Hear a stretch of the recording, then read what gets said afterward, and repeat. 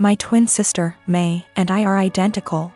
At the end of our first year of college, I was in a car accident, and I ended up with a facial scar and major trauma. I started seeing a therapist because of the nightmares and the fact that I was panicking anytime I got into a car. That led to me realizing there were some deeper issues, which we worked on. As part of that work, I got a physical. Started working with a dietitian to fix my diet and the smorgasbord of vitamin deficiencies it caused. I started working out, strength training 3 days and sprints or hit on 3 with our older sis.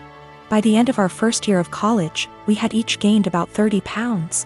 By the end of the next year, I had lost half of it, but I was smaller at 134 pounds than my previous 120 because of the muscle mass. And that's been my size for the past half-decade. I found a new beautician, and she gave me long layers to make my natural curls be curls instead of waves of frizz. I always wanted but that my old one said would look bad and refused. I stopped bleaching it and let it go its natural dark blonde / light brown. I stopped spray tanning. Again, that's been my look for the past 5 years. I live in a rural area, and the internet isn't great. Things like FaceTime just aren't options, and I can't post a lot of pics on social media /see of it. This is relevant because a big issue is that May didn't see me over the quarantine. We talked on the phone a couple times a week, but it mostly revolved around her wedding planning. She got engaged before the Rona put us on lockdown. I wasn't her mo, so mostly I was being told decisions, not involved in the process. When it came to the bridesmaids' dresses, May sent our sister, SIL, and me a link and told us to get it in our size. Same with hair and makeup, but we had to arrange for a beautician because May's wouldn't do more than 4. And she wanted her friends at the appointment with her. Except she didn't do a bachelorette party with us, she did with her friends, or rehearsal dinner. So May didn't see any of us until the start of the wedding. She was livid. Apparently, she thought we would have stopped working out because of the Rona, even though we did it at home. Or that we would have stopped when she announced her engagement, so we didn't upstage her. She was mad because I didn't try to hide my scar and didn't tan, thought it would be implied. She made several snide remarks before throwing a drunk temper tantrum at the reception, basically accusing the 3 of us. But me ESP of trying to upstage her. I don't have that excuse /C I was a DD so sober, but I, quite famously, have a low tolerance for angry or crying drunks. I told her, if you're so insecure, you should have got off your ass instead of expecting us to lay on ours to make yours look better. It only got worse. Our family is on my side /C I didn't start it or do anything.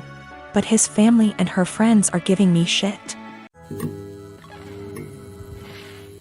My brother-in-law, Sammy, lost his home shortly after his divorce 10 months ago. He moved in with us and brought his twin daughters, Olivia and Sloane 18, with him a couple of months ago. His sister, my wife, and I have one daughter, Zoe 16, and she and her cousins aren't close but get along fine. Olivia and Sloane have no respect for Zoe's privacy, none. They used to walk into her room and take everything they get their hands on. Makeup, phone accessories, clothes, school laptop, etc. Zoe complained a lot, and I've already asked the girls to respect Zoe's privacy and stop taking things. My wife and Sammy saw no issue with this. After all, they're girls and this typical teenage girl's behavior. I completely disagreed. Last straw was when Zoe bought a $60 M.A.C makeup kit that looks like a paint set that she saved up for over a month, and one of the girls, Sloane, took it without permission and ruined it by mixing shades together while using it. Don't know much about makeup, but that's what Zoe said when she found the kit on her bed, and was crying. I told my wife and she said she'd ask Sloane to apologize, but I got Zoe a lock after I found she was moving valuable belongings out the house because of this incident. Sammy and his daughters saw the lock and weren't happy. The girls were extremely upset. Sammy asked about it and I straight up told him. He said, "My daughters aren't thieves. It's normal that girls of the same age borrow each other's stuff."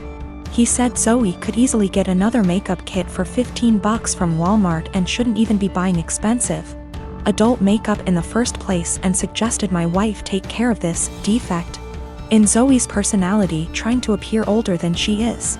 He accused me of being overprotective and babying Zoe with this level of enablement. I told him this between me and my wife, but she shamed me for putting a lock on Zoe's door for her cousins to see and preventing them from spending time with her, saying I was supposed to treat them like daughters. Then demanded I remove it, but I said this lock does not get removed till her brother and his daughters are out of our house. She got mad I was implying we kick them out and said her family'll hate me for this. So I reminded her that I let Sammy and his family move, in which something her own family refused to do, so she should start with blaming them for not taking their own son and niece's granddaughters in. If it wasn't for her family's unwillingness to help, we wouldn't be dealing with this much disturbance at home. Everyone's been giving me and Zoe silent treatment, and my wife is very much upset over this. I am a 33 years old female, and I have had fertility issues for the past couple of years with my husband. He's 35. We went through with consultations, and while we had very promising results for treatment, the cost did give us pause. It wasn't that we couldn't afford it, we just weren't at the point yet where we were willing to pay. I discussed it with my husband, and we were both fine with the idea of adopting. My cousin Tiffany, woman 25 years old, is adopted, and she supported our choice in looking into it. However, this was a couple of years back, and during that time Tiffany was reunited with her birth parents, and she's been acting pretty hurtful to my aunt and uncle since then. She keeps making posts about how happy she is to know where she comes from and is happy about being reunited with her real family. She even talked about having her birth father walk her down the aisle as a chance to make up for lost time. Obviously my uncle was very hurt about this, but when he voiced it, Tiffany got defensive. She called my uncle selfish, how this was about her, and that he knew what he signed up for when raising someone else's kid. Before the pandemic, Tiffany moved closer to where her bio mother lived so they could make up for lost time.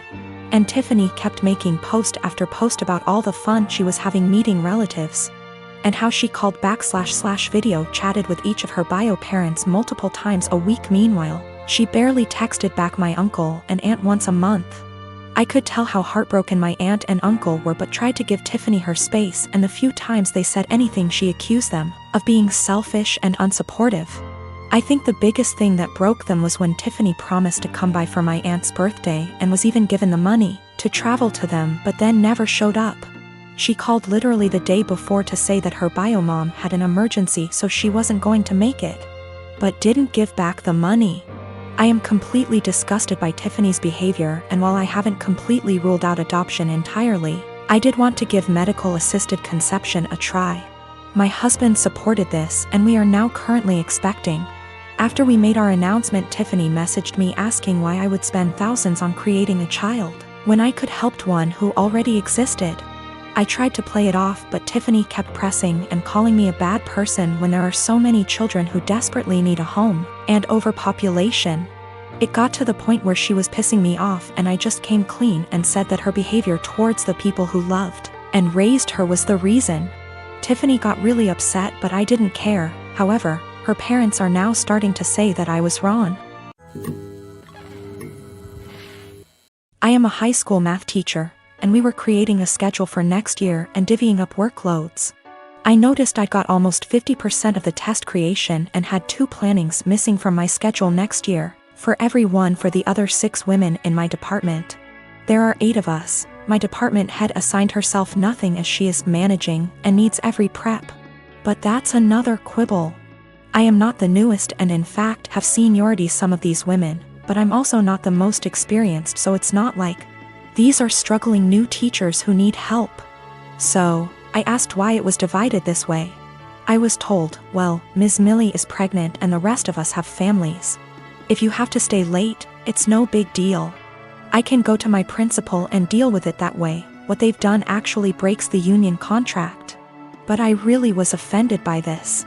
I tried to explain my offense, and they literally stared at me gobsmacked. I actually want to know how to discuss this with them. These are all women who I have previously gotten along with and liked. When the last one, Ms. Millie, got pregnant this year, there have been some conflicts. She is in my grade level, and they made me take on some of her work basically because she had some complications.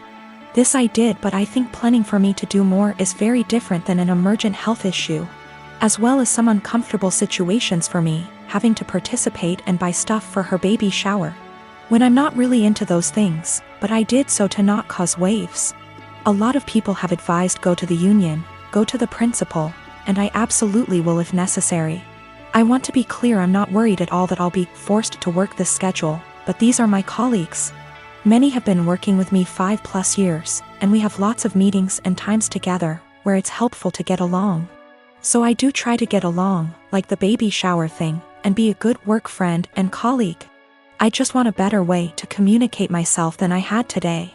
I was entirely shocked and very indignant and just found myself unable to express myself well, and I was hoping for ways to approach that someone with their attitude might understand, because I can't empathize with it at all. Myself and viewing the other side is how I always try to look at problem solving.